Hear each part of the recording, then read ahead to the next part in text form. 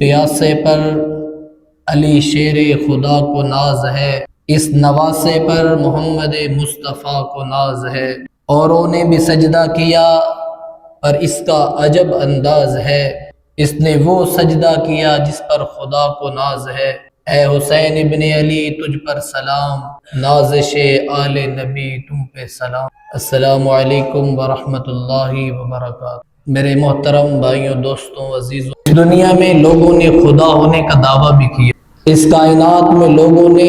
نبی ہونے کا دعویٰ بھی کیا، روئے زمین پر ایسے بدبخت بھی پیدا ہوئے جنہوں نے مہدی ہونے کا دعویٰ کیا، مسیح ہونے کا دعویٰ کیا، لیکن آج تک کوئی ایک بھی ایسا نہ آیا جو حسین ہونے کا دعویٰ۔ روئے زمین پر حسین ایک ہی ہے۔ یہ نعرہ اور یہ دعویٰ ممکن اس لیے نہ ہو سکا کہ اگر کوئی گھر لوٹاتا تو حسین ہونے کا دعویٰ کرتا، اگر کوئی گھر لوٹاتا تو حسین ہونے کا دعویٰ، کوئی تیر پہ تیر کھاتا تو حسین ہونے کا دعویٰ کرتا، کوئی تلواروں کے سائے میں نماز ادا کرتا تو حسین ہونے کا دعویٰ کرتا، کوئی 6 سال کے بچے کے گلے سے تیر نکال کے اور خون کو ہاتھوں میں لے کر اور کیا کہتا ہے، اللہم رضم بقضائک، کہ اللہ میں تیری رضا پہ راضی ہوں، اگر تو حسین سے راضی ہے تو حسین بھی تجھ سے راضی ہے۔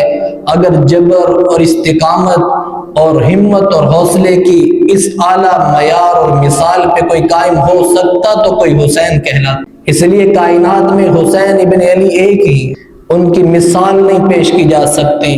ان کی عظیمت کی وہ قربانی جو انہوں نے پیش کی قیامت کی صبح تک کے لیے، ہر مظلوم کے لیے مثل راہ ہے۔ جناب سیدنا امام حسین رضی اللہ تعالیٰ عنہ صرف نواس رسول نہیں، آپ جگر گوش رسول، آپ محبوب رسول صلی اللہ علیہ وسلم، آپ وہ ہیں جن کو اللہ کے نبی علیہ السلام نے اپنے کندھوں پر سوار، آپ وہ ہیں جنہیں اپنی زبان چسوائی، آپ وہ جنہیں اپنے سینے پر لٹایا، آپ وہ جنہیں گود میں کھلایا، آپ وہ جن کے رونے پر رسول اللہ تکلیف زدہ ہو جاتے اور فرماتے، آئے فاطمہ میرے بچوں کو رونے نہ دیا کرو کہ جب حسن اور حسین روتے تو محمد کو تکلیف۔ یہ مقام صرف جناب امام علی مقام جناب امام حسنین کو ملا، ان میں ان کا شریک کوئی نہیں ہے۔ سیدنا عقبہ بن عامر رضی اللہ تعالیٰ عنہ فرماتے ہیں کہ اللہ کے نبی علیہ السلام نے فرمایا کہ جب جنت والے جنت میں چلے جائیں تو جنت اللہ سے عرض کرے گی کہ اے ہمارے رب، آپ نے مجھ سے ایک وعدہ کیا تھا کہ میں جنت کو اپنے اراکین میں سے 2 رکنوں سے، 2 بندوں سے مزین کروں گا، زینت بخشوں گا، خوبصورتی بخشوں گا، یا اللہ وہ وعدہ آج آپ پورا کر دیجیے۔ تو فرمایا آمینہ کے لال جناب رسول اللہ صلی اللہ علیہ وسلم نے، اس وقت اللہ فرمائیں گے کہ آج ہم جنت کو زینت بخشتے ہیں حسن اور حسین کے ذریعے۔ یہ مقام امام علی مقام کا ہے، امام حسنین کا۔ اللہ نے وہ عظمتیں دی، وہ رفعتیں دی، وہ مقام اور مرتبہ دیا جس کی مثال زمانہ نہیں پیش۔ اس لیے امام علی مقام شہید ہوئے لیکن عزت کے ساتھ، عظمت کے ساتھ، وقار کے ساتھ۔ یہ کہنا کہ ہائے ہائے تھی، پریشان تھے، بلا رہے تھے، ہرگز نہیں، عزت کے ساتھ اور جرت کے ساتھ فرمایا ایسی شہادت کہ جس پر علی شیر خدا کو بھی ناز تھا، ایسی جرت اور بہادری جس پر نانا مصطفیٰ کو بھی ناز تھا، اور ایسے سجدے ادا کیے کربلا میں حسین ابن علی نے کہ ان سجدوں پر اللہ کو بھی ناز، کہ 14 صدیوں میں پھر ایسا کوئی سجدہ نہ ادا۔ تو اس لیے جرت، استقامت کا نام حسین ابن علی۔ قیامت کی صبح تک کے لیے ہر مظلوم، اگر آج بھی حریت کی کوئی تحریک اٹھتی ہے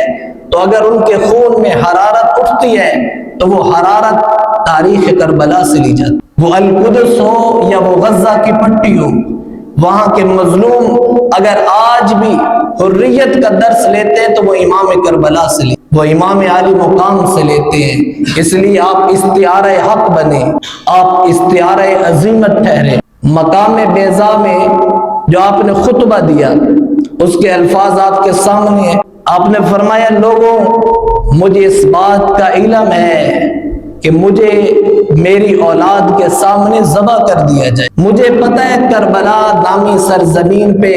مجھے اپنے بچوں کے سامنے اور میرے بچے میرے سامنے ذبح کر دیے جائیں گے، لیکن میں میدان عمل میں اترا ہوں، اور میرا اترنا اس لیے ہے کہ رہتی دنیا تک، قیامت کی صبح تک کوئی اگر یہ کہے نا کہ جبر کے خلاف کون کھڑا ہوا، کوئی مثال پیش کرو، تو وہ مثال حسین ابن علی ٹھہرے۔ فرمایا وَلَكُمْ فِيهِ أُسْوَةٌ، میں میدان میں اس لیے نکل رہا ہوں کہ دنیا میں رہتی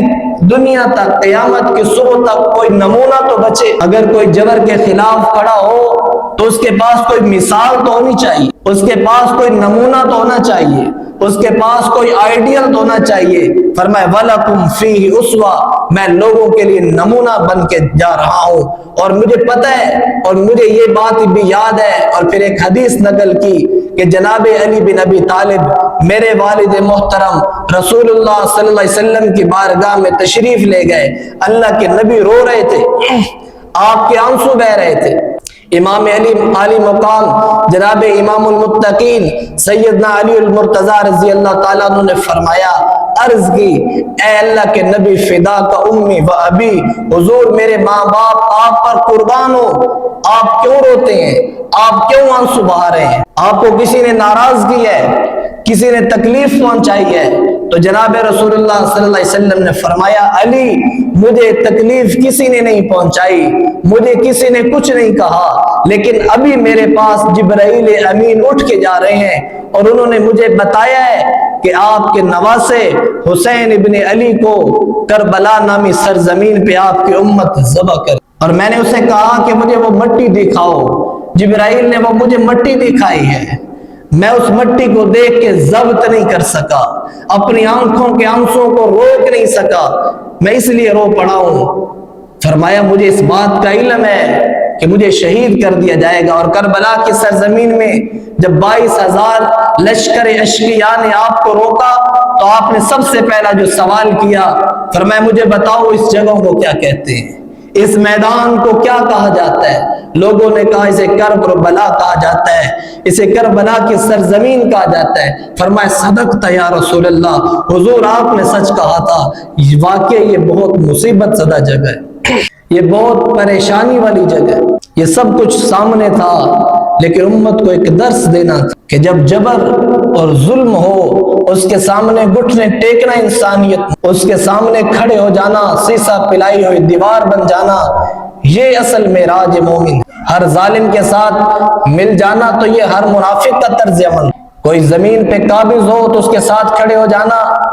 کسی کی بینک بیلنس زیادہ ہے اس کے ساتھ کھڑے ہو جانا، اگر کوئی کسی پر ظلم کر رہا ہے، زیادتی کر رہا ہے طاقت کی بیس پر، پیسے کے نشے میں، اس کے ساتھ کھڑے ہو جانا، یہ تو ہر کوئی کر لیتا ہے، لیکن حسین ابن علی نے قیامت کی صبح تک جو درس دیا ہے، فرمایا ہر مظلوم کے ساتھ کھڑے ہونا، ہر ظالم کے ساتھ سامنے سیسا پلائی دیوار ثابت ہونا، یہ مومن ہے، یہ عظیمت ہے، یہی درس کربلا دیا گیا۔